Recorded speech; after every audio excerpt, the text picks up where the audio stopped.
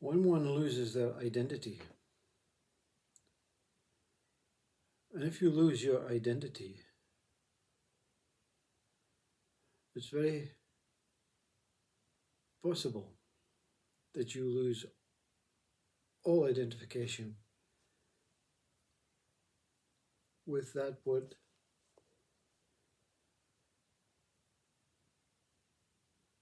you, the identifiable, identified things with.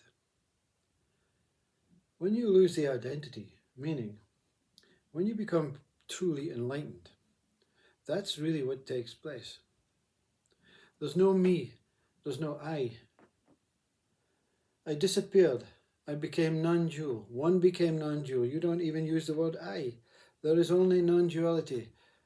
There is no speaker. There's nothing taking place. There's nothing happening.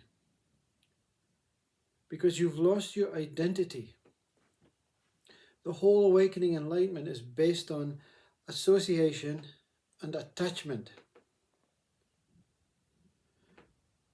Once the needs, the desires, and the wants has been seen through, meaning I want, I need, I desire, ego in its purest sense, I want to be rich, isn't the only bad ego way. I want to be helpful for the world. I want, it's the same want, I want. I need to improve, I need to change. I want something to be better than what it is. I'm not happy with the world as what it is. So this wants, needs and desires is removed through that fictitious impostering I. But then you're not free. You're not totally free because you have the attachments and associations. I know that the tree, that thing over there is called a tree. So that there's a relationship between me and the tree. I know the name of that thing. There's I and there's that thing. And there's a knowing in between. When you take the name tree away, okay, so you're driving along in your car, and what you used to recognize as a tree is still there. Whatever your eyes perceive is still there, but you take away the name. It's no longer called a tree. You don't know what the name is. You disassociate with the identity of that thing that used to be called a tree. But there's also a disassociating with I, because I that knew the tree cannot be here when the tree goes. Does this make sense? Because there's no longer an association. You've detached from the word tree. You're not detached from what the thing is. You've detached from the name tree. The name tree has disappeared, so there's no longer an I attaching to the name tree. So when the tree goes, I goes. The body is still here, that we call a body, and the tree, whatever it is without the name tree, is still there. There's still a connection. There is still life taking place. There's something looking at something. But when the name tree goes, I goes. The name I goes. The name tree goes. This is the world of associations and attachments. I'm not detached. I'm not attached to anything.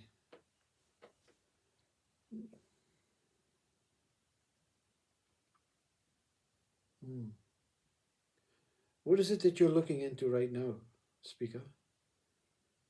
Well, it's the device. So you must be attached to the device. No, I don't need it. No. I know, because you've dropped your needs to keep possession of it. But without it, you cannot create a video. So you must be attached to the device.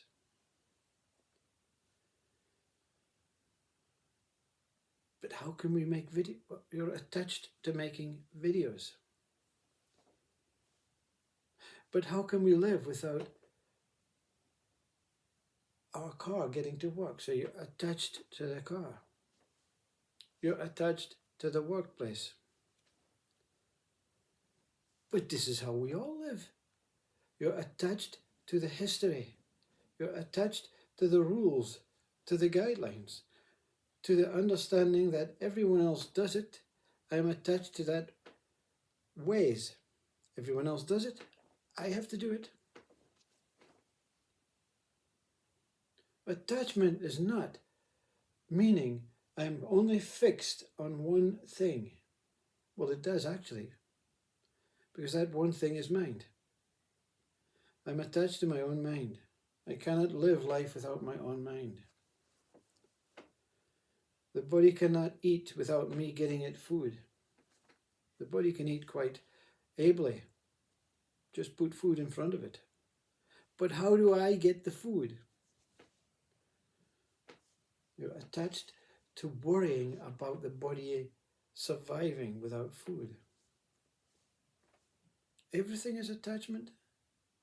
Human beings have created an associating and attaching world. What does associate mean? I associate with the name food. I associate with the name the device. I associate with all names. Therefore, how can you detach from the tree until you disassociate from the name tree? So attachment and association are very similar. I'm only attaching to the tree because I know the name tree. Teacher says to the child, look around outside the world and tell me what you see. One thing, not the whole thing. Because we don't have a name for the whole thing. Look into the countryside. Look out your window and tell me what you see. One thing. I see the tree. How do you know it's a tree? Because I know. Who told you it was a tree? Well, you did, teacher. So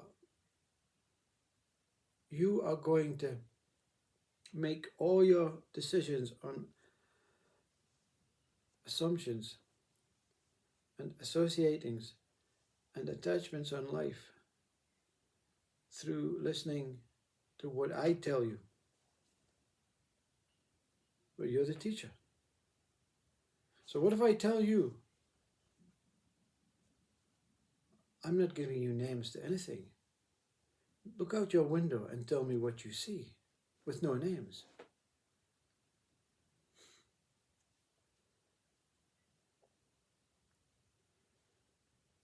You can't speak. And I say this to you, look out your window with no names. Don't give anything names. Don't give yourself a name. Don't give your body a name. Don't give any past experience that is similar to what you're looking at a name. Don't give any futuristic experience to see what you think may be there a name. Let everything pass, nameless. That's what they say God is. Unknowable and nameless, because you cannot describe it. So when you look out your window and give no names, no colors, no definitions, that you become detached from a particular thing in preference over another particular thing, when you stop associating with anything being of greater value or lesser value, or of more importance or lesser importance, tell me what you see out your window. What do you see out your window? Can you name it? Because there's no names. Can you associate with it? Can you attach to it? Can you make comparisons? Can you make preferences? Is there a need to accept one thing other than the other because they're of the same value?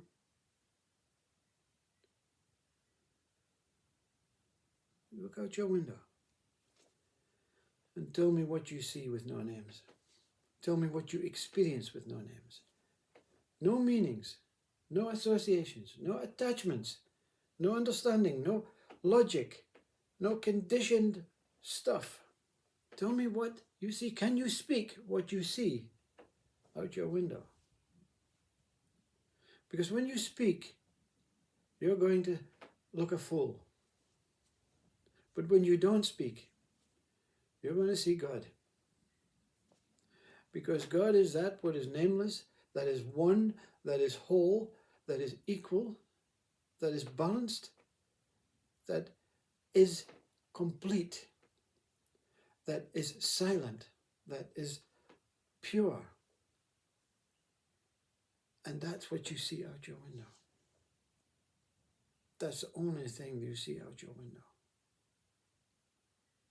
Until mind comes in and says, this is boring, that's a tree, that's a cloud, that's your car, that's the lamppost, it gives light, that's all the meanings as well as the names. That's the gate, it opens outwards. You can get gates that open inwards. There are so many gates, there's so many locks for the gates. That's the postman who's walking past. He's going to deliver your letter. He's going to give you some either good news or bad news. You're going to have to open the letter. You're going to have to do all this stuff. Story after story after story. That's what human beings have created. That's what the ego human mind creates. A story to supersede that what is genuine, pure and true. One whole life. And even if you give it life, you're blasphemizing it. Give it the name life. Because if you say, when you look out your window, everything is life, you're getting close, but even life has to pass. Does life not itself pass? Will your body not pass full of life? Or does life pass? Is that what all of this is? If everything is life, what can differentiate between qualities of life when life has only got one quality? Life can only have one quality. It can only be live, living.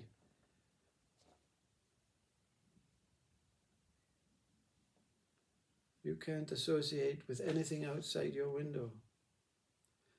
You can't attach with anything outside your window, but your mind associates and attaches, needs, wants and desires everything for itself, because the mind gorges on that information, that meaning, that relationship that it creates with itself. Have you got a relationship with yourself that only means from the day you were born into this body to the day you will die? Because if that's what you believe, that's what you'll experience. When you realize that you are infinite, immortal, and you have no meaning, no structure, no color, no shape, but you are spewing out the love that you are with no effort. The window makes sense. Effortless love. Effortless you. Moving. Still. Moving still. Moving still. Still moving.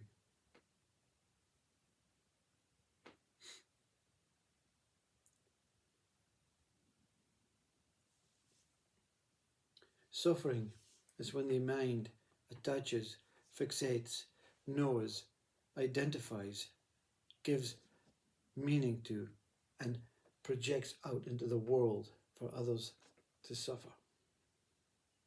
That's what humans do. Use information, identities, attachments, associations to destroy our own